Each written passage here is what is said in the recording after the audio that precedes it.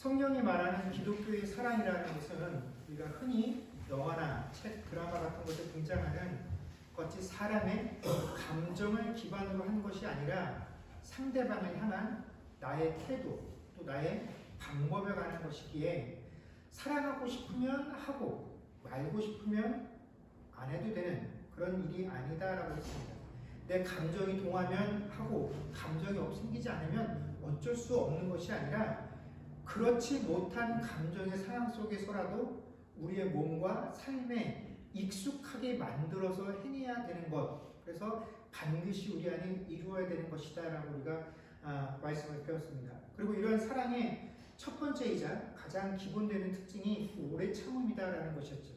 이 오래 참음이다라는 것은 원래 사람들에게서 기원한 것이 아니라 하나님께서 당신의 피조물인 우리 인간들이 하나님께 범죄함에도 불구하고 이러한 우리의 죄를 하나님께서 참아주시는 것, 여기서부터 이 기독교의 사랑, 오래 참음이 시작되었다라는 것입니다. 그래서 하나님께서는 우리가 하나님 앞에 범죄했을 때 그 범죄와 죄로 인하여 우리를 징계치 아니하시고 우리를 사랑하여 주신 것처럼 우리 한 형제 자매들이 우리가 하나님께로부터 그런 오래 참음을 경험한 것과 같이 내 형제 자매들을 어떻게 해요? 오래 참아주는 것을 마땅한 것으로 기대하고 우리에게 요구하신다라는 것이 바로 이 기독교의 사랑이다라는 것을 배웠습니다. 오늘 저희가 살펴볼 사랑의 특징은 사랑은 시기하지 아니하며 자랑하지 아니하며 교만하지 아니하며라는 것입니다. 여러분, 사랑은 자랑하지 아니합니다. 근데 그 앞에 보면 시기하지 아니하며 또 이 자랑하지 아니하며 뒤에 나오는 교만하지 아니하며라는 것은 사실은 큰 의미에서 보자면 이 자랑하지 아니한다라는 것에 포함이 될 수도 있을 것입니다. 요즘은 우리가 자기 PR 시대를 살고 있죠. 그래서 어떻게 해서라도 내가 남보다 뛰어나다라는 것들을 드러내는 그런 시대를 살고 있습니다. 그러다 보니까 내 장점은 어떻게 합니까? 더 부각을 시키고 내 단점은 가리기 위해서 무던 애를 쓰는 그런 시대를 살아가고 있습니다. 이게 뭐 비단 회사 어떤 가게만의 문제가 아니라 모든 사람들이 그렇게 하려 하기 때문에 이러한 태도는 크게 사회적으로 문제가 되지 않습니다. 그런데 과연 자기를 자랑하는 것이, 그래서 그러기 위해서 내 장점을 부각시키고 내 단점을 가리는 것이 정말로 옳은 것이냐 하는 것은 우리가 한번 생각해 볼 필요가 있는 문제입니다. 여러분, 우리가 교회에 다니다 보면 한 교회 안에 동일 업종에 종사하는 분들이 생기는 경우들이 있습니다. 제가 한국에서 살던 동안에 교회 한 집사님께서 새롭게 고깃집을 오픈하게 되셨습니다. 고기 식당을. 근데 그 고깃집을 오픈하면서 교인들에게 뭐라고 자랑을 하셨냐면 홍보를 하신 거죠. 자기 집은 100% 뭐만 쓴다고 자랑을 하시겠습니까? 한우만 쓴다고 홍보를 하신 것입니다. 분명히 다른 사람 식당들을 언급하지 않았습니다. 내 식당 얘기만 했죠. 우리 가게는 100% 한우를 판다고. 근데 이분의 말 한마디 때문에 기존에 이미 교회 안에서 다른 식당들을 운영하시고 있던 분들은 그러면 그런 얘기를 하지 않았던 가게는 100% 한우가 아니었던 것인가? 우리는 지금까지 그렇게 알고 믿고 그 가게를 찾고 먹었는데 그렇지 않았던 것인가 하고 사람들이 불필요한 의구심을 갖게 되었다라는 것이죠. 분명히 이분은 다른 것을 비하하려는 의도도 없었고 내 가게를 자랑하고 싶었던 마음 하나뿐이었는데 이 행동 하나가 불필요하게 오해들을 만들고 기존의 가게를 운영하고 있던 사람들에게 어떤 마음을 주게 됩니까? 불쾌한 마음들을 주게 되었다라는 것입니다. 그래서 비교해보지 않고 사실 여부를 확인해보지도 않은 대다수의 사람들은 이 집은 100% 하는데 저 집은 아닌가 보다. 그래서 어떻게 해요? 기존에 있던 분들이 불필요하게 경제적으로 불이익을 당하는 피해를 입는 경우들이 생기게 되더라라는 것입니다. 우리는 자랑은 뭐가 그렇게 문제가 될까? 이게 뭐 그렇게 나쁜 것일까라고 생각을 하지만 성경은 우리에게 분명하게 가르치고 있습니다. 어떻게 해요? 자랑하지 아니하며. 이것이 사랑의 특징이다라는 것입니다. 이는 그렇게 하지 말라라는 말입니다. 자랑하지 말라라는 말입니다. 오늘 성경에 이 자랑하지 말라라고 할 때 이 자랑은 그 단어의 어원이 어디서부터 출발이 되냐면 허풍쟁이로부터 시작된 단어가 이 자랑입니다.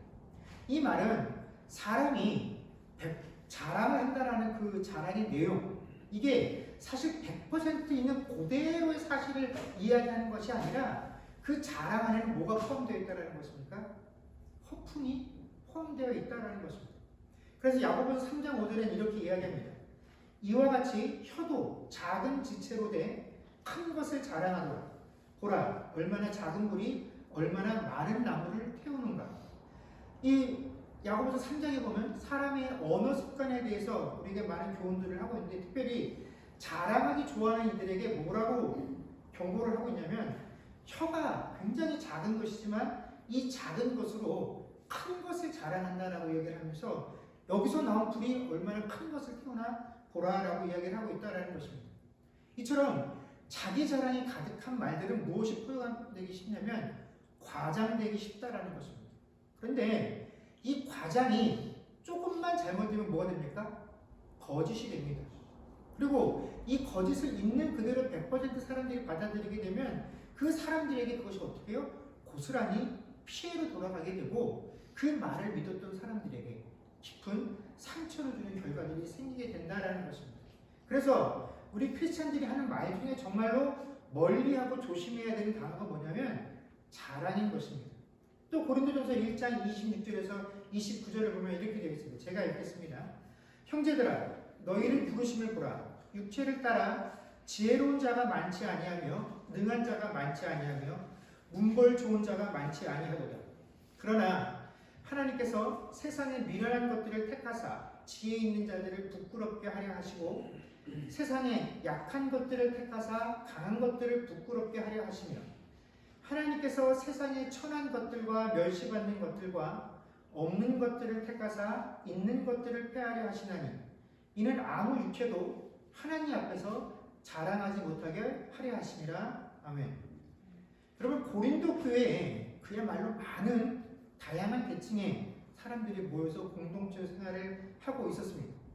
그들 중에는 소위 그 시대에 그 사회에서 인정받는 지도층, 부유한 사람들도 있었겠지만 그런 사람은 많지 않고 대부분의 사람들은 그 시대의 사회적인 약자이거나 노예와 같은 신분, 종으로 일하는 사람들이 그 교회의 대다수를 이루고 있었습니다. 세상적인 가치관으로 보자면 그런 사람들이 함께 모여서 서로 형제 자매라고 부르는 관계가 되는 것이 불가능하죠. 요즘 말로 치자면 한 아파트의 입주자들과 그 아파트의 경비가 어떻게 해요? 한 형제 자매라고 동등하다라고 부르며 함께 지내는 그런 관계가 바로 고린도 교회의 모습이었다라는 것입니다. 그런데 우리 같으면 그런 사람들과 함께 어울리가 망무한데 예수 그리스도께서는 그 사람들 모두를 불러서 한 교회를 이루게 하셨다라는 것입니다. 그러면서 그렇게 만드신 이유를 뭐라고 우리에게 말씀해 주시냐면 세상 사람들의 안목에 보면 미련해 보이고 약하고 멸시 천대받는 자들을 지혜로운 자들, 능한 자들, 또 문벌이 좋은 자들과 함께 붙여놓으신 이유가 뭐냐면 그 사회적인 약자인 그 사람들이 불쌍하고 측은해서 그런 사람들이 교회에 와서라도 좀 부자이고 잘 사는 사람들에게 대접받고 그런 사람들에게 도움의 손길을 입으라라고 해서 그렇게 모아놓으신 게 아니라 스스로 잘나고 세상에 나가면 똑똑하고 잘하는 것들이 많은 사람들이 교회에 와서 그 사람들을 보고 무엇을 느끼라고요? 부끄러움을 느끼게 하시기 위해서 그렇게 교회를 만드셨다라고 이야기하신다라는 것입니다.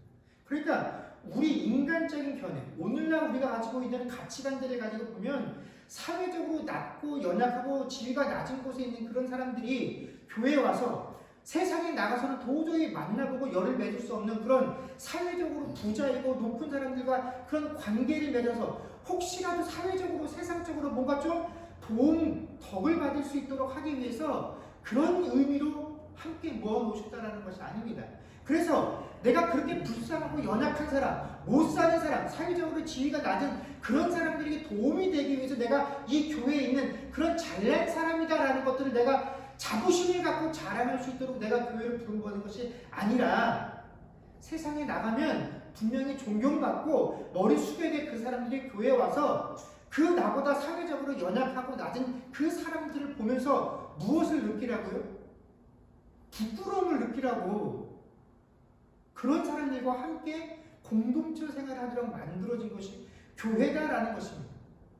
우리가 교회 안에 모여서도 자꾸 인간적인 생각을 하니까 불쌍하고 연약한 사람들이 교회 안에서 도움을 받고 잘 사는 사람들이 그들을 위해서 뭔가를 해야 되고 라고 생각을 하는데, 사실 교회는 그 반대의 의미로 만들어진 곳이다라는 것입니다. 세상에 나가서 떵떵거리고 고개가 높은 사람들이 교회에 와서 그런 사람들을 보면서 어떻게 해요?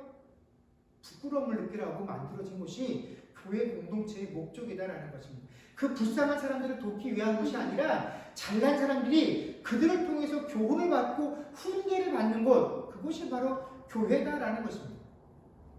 교회 안에서 우리는 구원이라는 것이 결코 그 사람들이 가지고 있는 사회적인 혹은 개인적인 배경이나 능력에 의한 것이 아니라 전적으로 하나님의 주권에 달린 것을 깨닫게 하시기 위함이다라는 것입니다. 그래서 그 하나님의 전폭적인 주권의 결과로 이루어진 이 구원을 받아서 한 교회 안에서 한 형제와 공동체가 된 우리들 중에는 누구도 교회 안에 들어와서 어떠한 것으로 자랑하지 못하게끔 하시게 하기 위한 것, 이것이 바로 교회가 존재하는 목적이다라고 분명하게 밝혀주고 있다라는 것입니다. 그런데 오늘날 교회는 이처럼 예수 그리스도께서 만드신 그 교회의 목적, 우리가 공동체로 존재하는 그 목적에서 정반대로 가고 있다는 것이죠.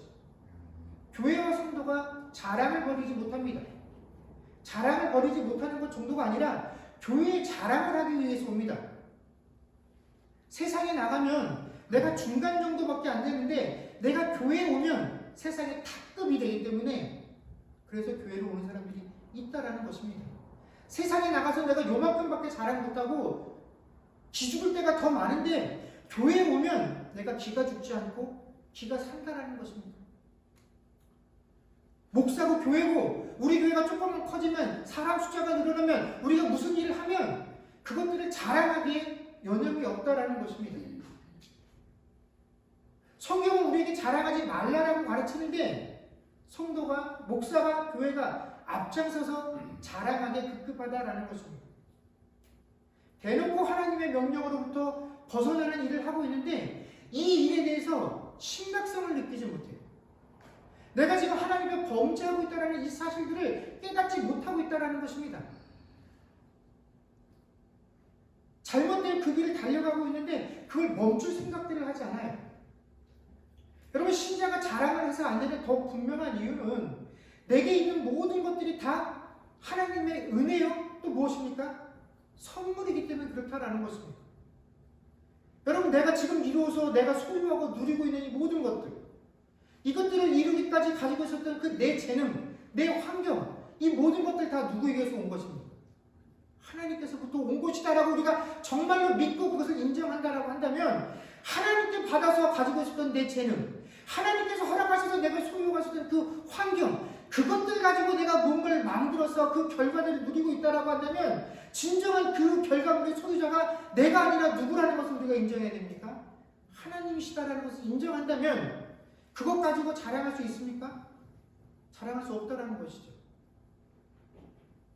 그 재능과 그 환경들을 가지고 하나님께서 허락한 이 시기와 방법을 따라서 내가 지금 그것들을 지금 이 시기에 받아서 누리고 있을 뿐이지 마땅히 이것들은 다 누구의 것입니까? 하나님의 것이죠. 그렇다면 우리는 누구를 자랑을 해야 됩니까? 내가 아니라 하나님을 자랑할 수 있어야 한다는 것입니다. 그래서 바울 사도는 갈라디아서 6장 14절 받으신 교회 주보 뒷면에 보면 같이 한번 읽도록 하겠습니다. 그러나 내게는 우리 주 예수 그리스도의 십자가 외에 결코 자랑할 것이 없으니 그리스도로 말미암아 세상이 나를 대하여 십자가에 못 박히고 내가 또한 세상을 대하여 그러하니라. 아멘. 뭐밖에 자랑할 것이 없다고요? 십자가 십자가 외에는 결코 자랑할 것이 없다라는 것이 바울 사도가 한 고백입니다. 여러분 사실 이 정도만 이야기를 해도 우리는 성경이 하나님께서 우리가 이 땅을 살아가면서 자랑하지 않는 자들이 되기를 그렇게 원하신다라는 이야기를 접하지만 여전히 이 말이 얼마나 우리에게 심각하게 받아들여지지 않고 있다는 것을 우리가 절감합니다.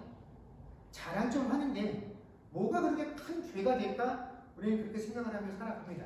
근데 여러분, 앞에서도 말한 것처럼 성도의 자기 자랑은 결국 누가 받아야 할 영광과 존귀를 뺏어가는 것입니까? 하나님께서 받으셔야 할 것들을 자기가 중간에서 다 가로채는 것입니다. 그런데 하나님께서 받으셔야 할 것들을 자기 스스로 취하고 빼앗는 것은 어떤 죄가 됩니까? 교만입니다. 교만. 여러분 사람들이 자랑하는 것 이건 뭐 죄라고 느끼지 않습니다. 충분히 그럴 수 있다고 생각을 합니다. 그런데 그래서 그 심각성에 대해서 제대로 인식하지 못하지만 누군가가 나를 향해서 교만하다라고 말하면 뭐합니까? 발끈하죠. 왜 그렇습니까? 교만은 죄라는 것을 내가 스스로 자각하기 때문에 그렇습니다. 그래서 내가 아무리 그래도 교만하진 않다라고 이야기들을 합니다. 근데 여러분 자랑과 교만은 그 깊이의 차이만 좀 있을 뿐이지 그 근본 뿌리가 같은 것입니다. 교만이 뭡니까? 하나님께서 있으셔야 할 그 자리에 하나님을 두지 않고 내가 있는 그 모든 것들이 다 뭡니까? 교만입니다. 그렇게 하려고 하는 것들이 다 교만이다라는 것이죠. 사무엘상 15장에는 우리가 잘 아는 이스라엘 초대 왕이었던 사울이 하나님께로부터 왕의 자리에서 폐위를 받는 그 내용들이 담겨져 있습니다. 그래서 사무엘상 15장 22절에 보면 우리가 잘 아는 이런 내용들이 있죠. 순종이 제사보다 낫고 듣는 것이 수양의 기름보다 나으니. 그래서 우리는 이 사울 왕이 폐위를 받게 된 사건이 하나님께 불순종했기 때문이다라고 알고 있습니다.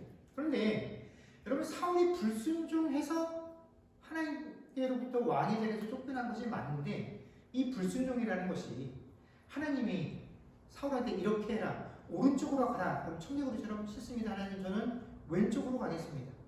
위로 가라 그러면 싫습니다 저는 아래로 가겠습니다 라고 그런 불순종을 했다라는 것이 아니다라는 것을 우리가 너무나 잘 알고 있습니다. 이 결과가 이뤄내는 과정들을 살펴보게 되면 하나님께서 사무엘을 시켜서 사울에게 이렇게 명령하시죠.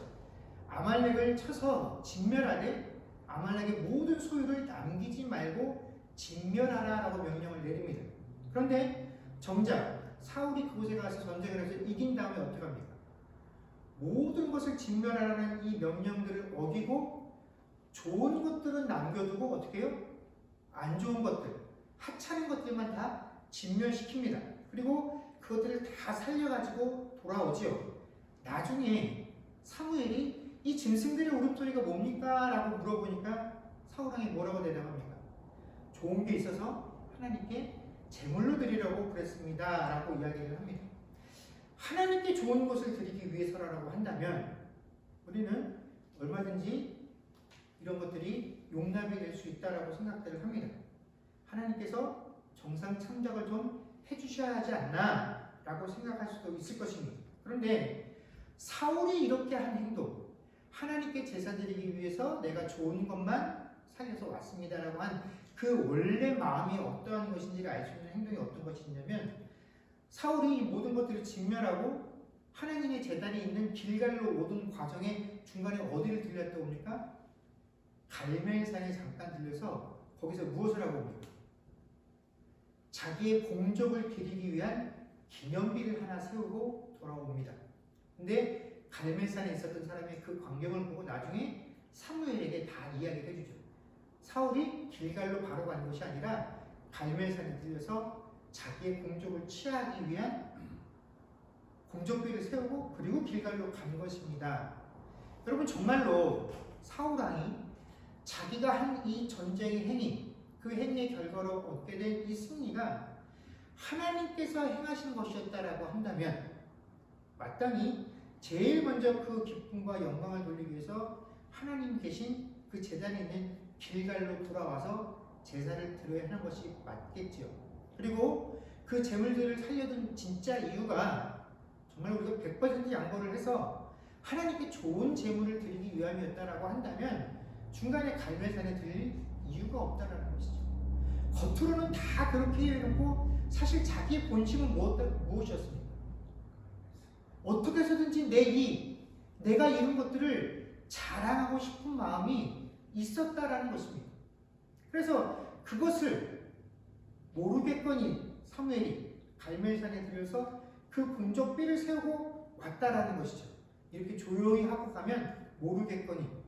근데 여러분, 교만이란 무엇이냐면 내가 하나님께 불순종하고 있다라는 사실들을 깨닫지 못하게 하는 것이 이 교만의 특징입니다.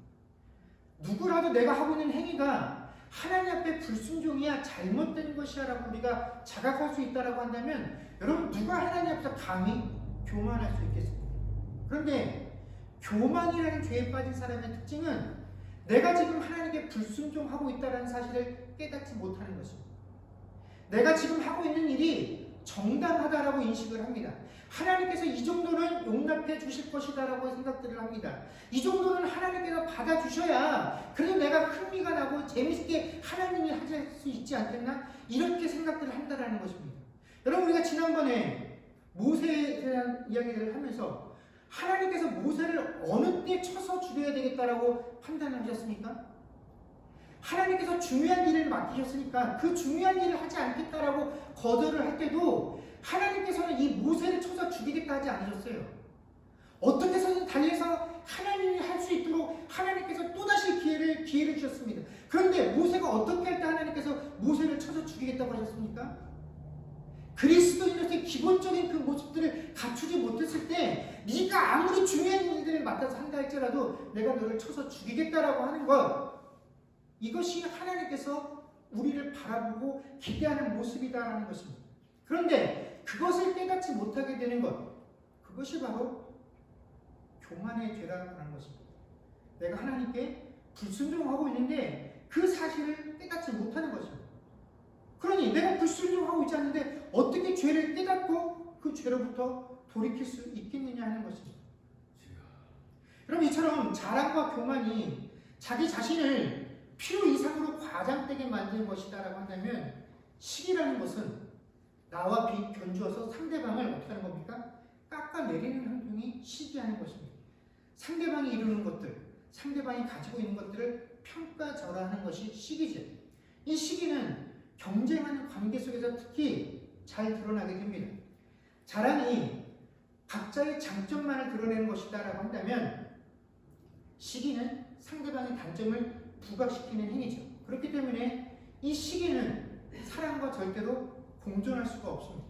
왜냐하면 여러분 사랑이라는 것은 상대적으로 누구를 낮고 겸손하게 여기는 것입니까?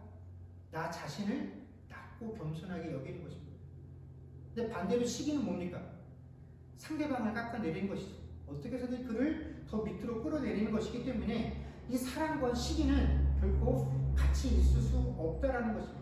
그래서 우리가 그리스도인의 사랑, 성경에 말하는 그 사랑들을 완성하기 위해서는 남보다 나를 더 낮게 여기는 것을 인정하는 그 태도가 우리에게 중요한데 사실 이것이 안 되는 것이 우리 죄악된 본성을 가지고 있는 우리 인간의 본능이다라는 것입니다. 그래서 이것에서 우리가 자꾸 실패하고 넘어지게 되죠. 그럴 때마다 우리는 너무나 당연하다는 듯이 사람이니까 그렇지 하고 스스로 나에게 면죄부들을 발급합니다. 이런 말로 스스로를 위안을 합니다. 그렇습니다. 사람이기 때문에 실패합니다. 그러나 바울 사도는 우리에게 이렇게 권면합니다. 빌립보서 2장 3절에서 4절입니다. 받으신 주보 보면서 함께 읽도록 하겠습니다. 읽겠습니다. 시작. 아무 일에든지 다툼이나 허영으로 하지 말고 오직 겸손한 마음으로 각각 자기보다 남을 낮게 여기고 각각 자기 일을 돌볼 뿐더러 또한 각각 다른 사람들의 일을 돌보아 나의 기쁨을 충만하게 하라. 아멘. 여러분 우리가 신앙생활 하면서 내가 하고 있는 행위로 하나님을 기쁘시게 할 수 있는 경우가 많지 않습니다. 그런데 우리가 신앙생활 하는 그 과정 가운데 하나님을 기쁘시게 또 충만하게 기쁘시게 할 수 있는 일이 있다라고 한다면 그것이 뭐냐면 남을 나보다 낮게 여기는 그 태도, 이것이 하나님을 기쁘시게 할 수 있는 행동이다라는 것입니다. 또한 우리가 사람들을 대할 때 시기하지 않고 그 사람을 나보다 낮게 여겨야 되는 그 가장 큰 이유는 우리가 하나님의 주권을 인정하는 자이기 때문에 그렇다라는 것입니다. 이게 무슨 말이냐면 여러분 분명히 누군가가 하는 것, 어떤 사람의 성격, 그 사람의 삶의 모습을 보면서 내 마음에 안 들 수 있어요. 근데 그것은 내 안목이고 내 기준이죠. 하나님께서 오래 참아주시는 그 관점에서 보면 나나 그 사람이나 하나님 앞에서 크게 다를 바가 없다라는 것입니다. 그런데 하나님께서 나를 참으로 귀히 여기시고 나에게 하나님의 특별한 계획과 소명들을 주시고 그것들을 이루어갈 수 있도록 재능들, 성격들을 다 주시고 그 재능과 성격을 따라 뭔가를 이루어 나가게 하시고 그 결과물로 인하여 내가 주변 사람들에게 칭찬받고 인정하게 하시는 것처럼 그 대상, 내 마음이 썩들지 아니하고 용납할 수 없는 그 사람도 누구에게 속한 자라는 것입니까? 하나님께 속한 자요. 그 대상에게도 그에게만 하나님께서 허락하시고 요구하시는 하나님의 특별한 계획과 소명이 있다라는 것입니다. 그런데 그것이 맞지 않아서 그 사람이 하고 있는 행동에 대해서 자꾸 점수를 매기면서 깎아내리고 있다고 한다면 그것은 단순히 그 사람을 평가하고 판단하는 것이 아니라 사실은 누구를 향해서 비난하는 겁니까? 하나님을 비난하는 것입니다. 하나님, 나는 이렇게 잘하고 있는데 왜 쟤는 저 정도밖에 안 되는데 아직까지 저것을 봐고 냅두고 계십니까?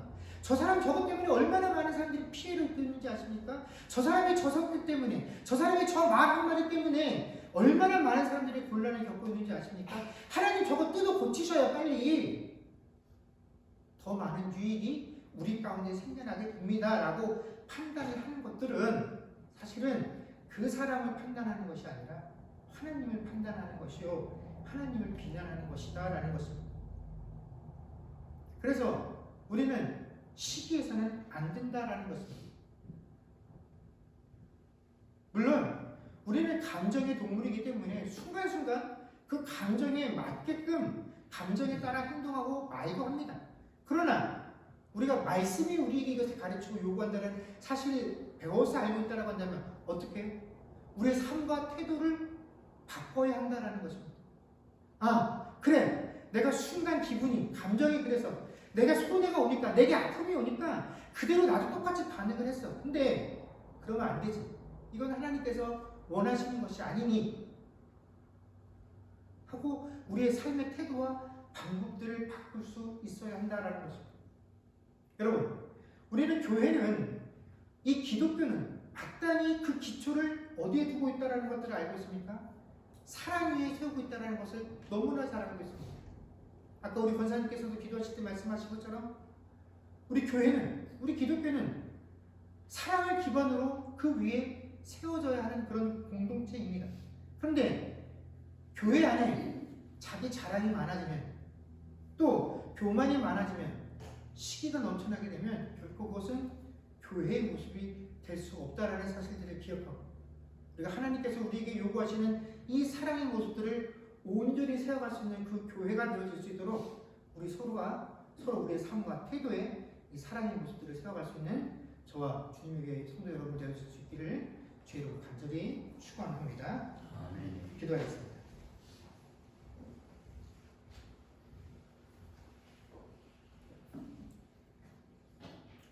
그렇습니다. 주님, 교회가, 이 교회 공동체가 사랑이 넘쳐야 한다는 것은 우리 자신도 너무나 잘 알고 또 세상도 잘 알고 있습니다.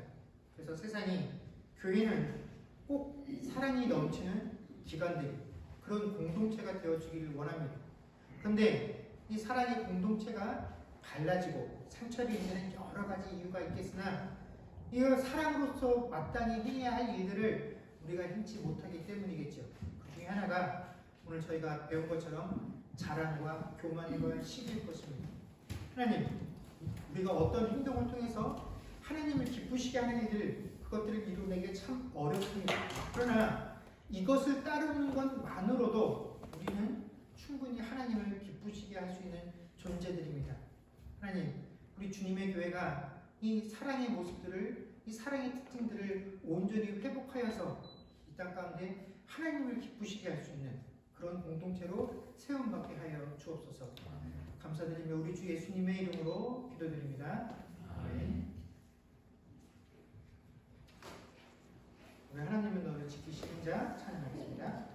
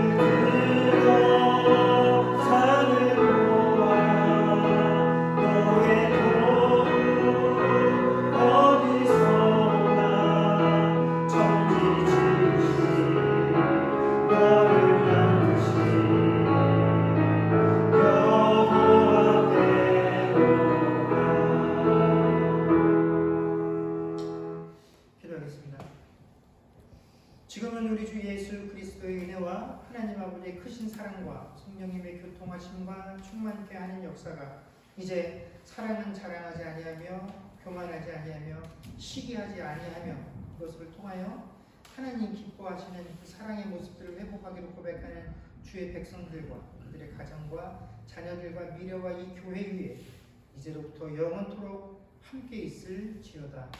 아멘.